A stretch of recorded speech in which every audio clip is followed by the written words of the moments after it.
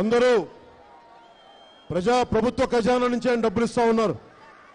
ఆ డబ్బులతోనే మరి ఓట్లు కొనేస్తా ఉన్నారు. నాకు నిజంగా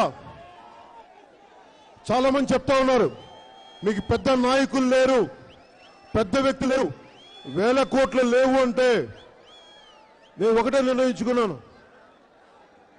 రవి అస్తమించని సామ్రాజ్య బ్రిటిష్ సామ్రాజ్యాన్ని ఒక విజయవాడ నరసింహారెడ్డి కొట్టాడు.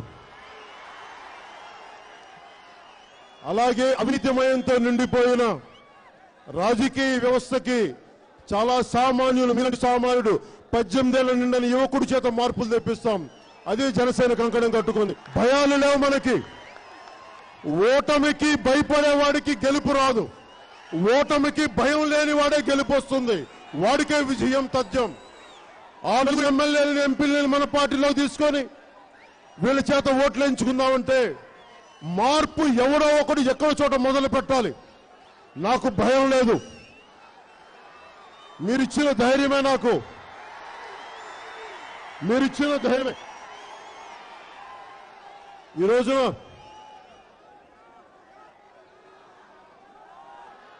కర్నూలు రాగానే అందరూ ప్రతి కులాన్ని ఆకట్టుకునేలాగా చెప్పమంటారు.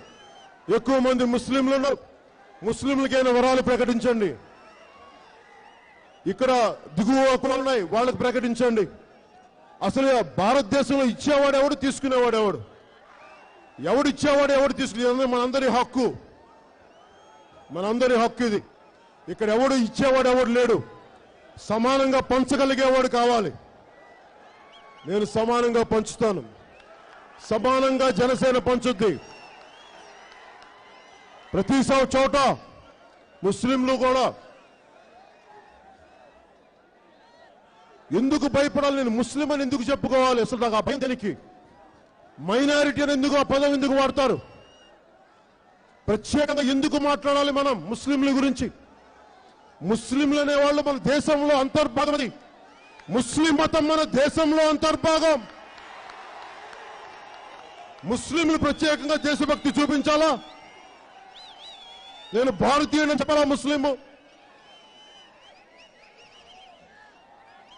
అక్కడెక్కడో పాకిస్తాన్లో యుద్ధం జరిగితే ఇక్కడ ముస్లింలు దేశభక్తి చూపించాలా? ఇక్కడ వారికి దేశభక్తి లేదా?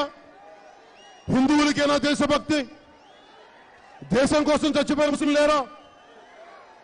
మానవత్వాన్ని చాటుకున్న ముస్లిం లేరా? ఏం మాట్లాడతారు ఒక్కొక్కళ్ళు?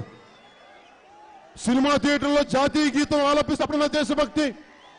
నిజంగా దేశభక్తి ఉన్న వాళ్ళు పక్క ఒక మతం పేరుతో చంపడం మనుషుల్ని. మేము వాటన్నిటికీ వ్యతిరేకం. మేమందరికీ కూడా జనసేన నిర్ణయించుకుంది. ప్రతి ఒక్కళ్ళు మతాలని కూడా వేరు చేసి రాజకీయం చేస్తా ఉన్నారు. కర్నూలు జిల్లాలో ఉన్న ప్రతి ఒక్కరికి నేను సవినయంగా తెలియజేసుకుంటా ఉన్నాం.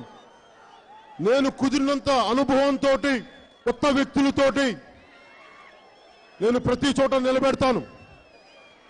ఎవరు ఎంతమంది గెలుస్తారో నాకు తెలియదు.